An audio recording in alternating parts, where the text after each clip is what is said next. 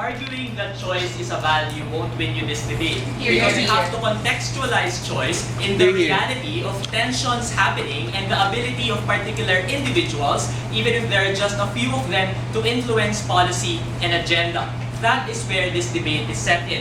We think that there are objective evils that the state recognizes and should never allow to escalate. Evils like saying that all immigrants are dirty. Evils like saying that all immigrants do not contribute any value to society. We think there's something fundamentally wrong when the PNP in Britain can run on a campaign saying that any foreign individual can be accosted and profiled if individuals feel that they are harmful or they're posing a threat. We think that it's fundamentally wrong when a party in Bavaria can run on a campaign saying that they're anti-Jew and the Holocaust was justified. This isn't about David Cameron, ladies and gentlemen. This is about racist parties that thrive in their being racist and that will always be racist because that is their essence. Further, we think that even if these three people agree with them, ladies and gentlemen, the state shouldn't. The state shouldn't give them funding to be able to run. The state shouldn't give them the ability to hide behind privileged speech to say whatever they want. That is something they never responded to. This isn't just about being able to talk amongst ourselves. This is the recognition as a political party that entails material support from the state. They never responded. What I'll argue is talk about political parties specifically and then argue why they exist to increase their scope of influence and precisely why that incentive will trigger negative reactions that we don't want to even risk happening. No, thank you. Before that, allow me to engage in three arguments/rebuttals. First is on this idea that the principle is that people should always have free choice to the extent that everything is possible whenever you make that choice. That's simply not true. Ladies and gentlemen. There are always limits and filters, i.e. the limit of space on how many parties there are, i.e. even in the status quo, not giving all parties the ability to run and judging whether they are viable to be a political party, or even what we get to see on media and being able to censor and decide who gets state licenses to broadcast. Those are filters. And guess what? The state imposes those filters. The question in this debate isn't whether the state can impose filters, but whether this is a justified filter that will benefit society. That it is. So arguing in a vacuum won't work, ladies and gentlemen. Further, they tell us that you have to reflect. It's not badgering. They argue that we have to reflect a pertinent concern. And what I said in my POI that wasn't responded to is that there is a difference between an objective policy discussion on whether we should have quotas, like what you see on a political debate, it's not badgering, on a political debate, and having individuals saying that immigrants shouldn't have any rights or that we should backtrack even on fundamental rights of security that they were promised once they got into the borders.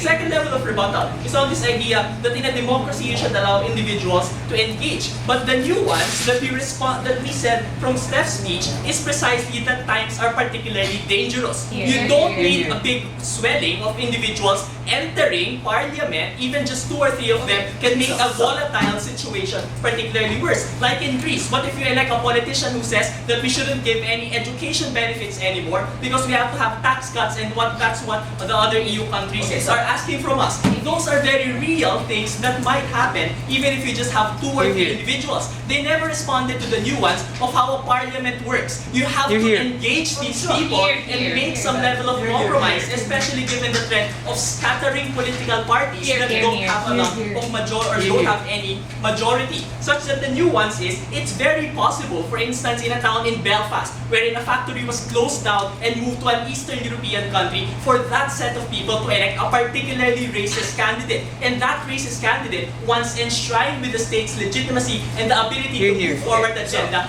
is particularly dangerous, and that is what we don't want to happen. The last rebuttal is on the idea of moderation, and we think the IRA isn't a good parallel in this debate. What we say, ladies and gentlemen, is that these parties particularly draw their strength from the fact that they are racist. So much but not conceding that they have enough people to buy into that ideology. Those people bought into the ideology because they were racist, because they were far right to conservative parties. Even, ladies and gentlemen, if they move to the center, ladies and gentlemen, they won't be any different from David Cameron's party. For instance, their natural incentive is to stay to the right. That's where they'll be. They won't moderate. Yes. So your concept of fundamental evil is not that just they said it, but the fact that there was some kind of influence either affecting people who hear it or through parliament. then take down the safeguards and the measures that we ensure in our policy. What is your safeguard, ladies and gentlemen? Because what we said is that intrinsic in giving them the ability to be a political party are a lot of risks, and the state being complicit and allowing them to hide under the state's cloud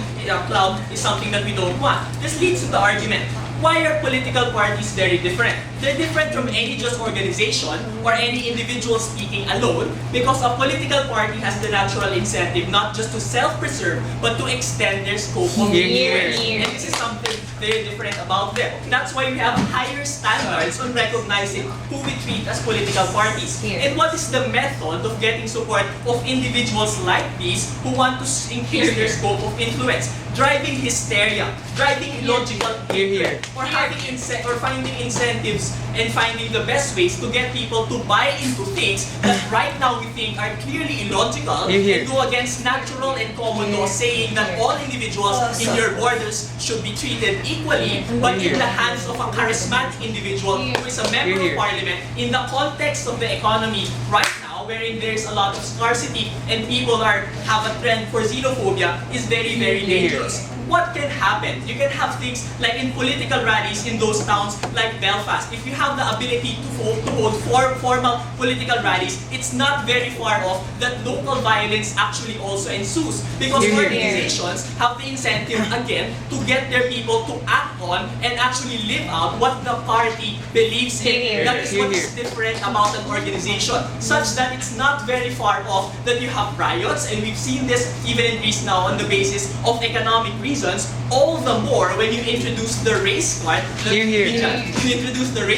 which is practically the worst card that you can use and the card that is most emotional, most volatile. And do you honestly expect that immigrant communities won't react to it? We won't blame them, but we think that you create an environment for violence and discrimination against individuals. That's bad, ladies and gentlemen. We would rather that you don't give them the ability to get any kind of critical mass, make the filtered choice already, protect a fundamental state value, don't allow racists in any political party.